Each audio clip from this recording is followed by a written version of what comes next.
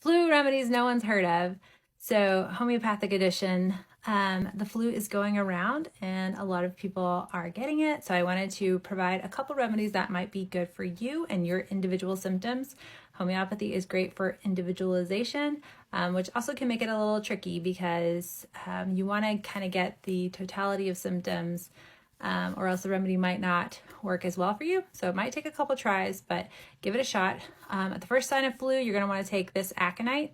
If you've been exposed to some of the flu and you start to feel bad, get this aconite 200 and take it like 3 times in an hour, and then, maybe kind of a maintenance dose once every 3 hours until you're sure you don't have the flu.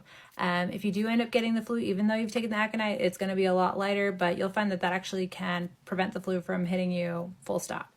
If you do end up getting the flu, then kind of go down this chart. I'll get out of the way in a second, but if you have a fever and you don't have any major symptoms, you're going to end up taking this gelsenium. Again, gelsenium is kind of globally a very good, like just generic flu remedy, as well as if you're very weak, gelsenium without a fever is a good remedy. So go with that one. If you have some other really marked symptoms, so like,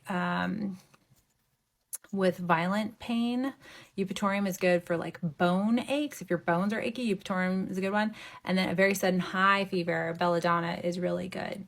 And then otherwise, if you come down the other side, so if you don't have a fever, but you're kind of sweating, you have aches and pains, and actually this next vomica is also really good for the gastric flu. That's a good one. And if you're worse for movement, so bryonia is a good one if the person is just like doesn't want to move because it hurts. Whereas gelsenium, the person won't move because they're weak. So that's a good distinguishing factor as well. The bryonia person is very thirsty, and gelsenium, they're not really that thirsty. So just some kind of interesting symptomology for homeopathy.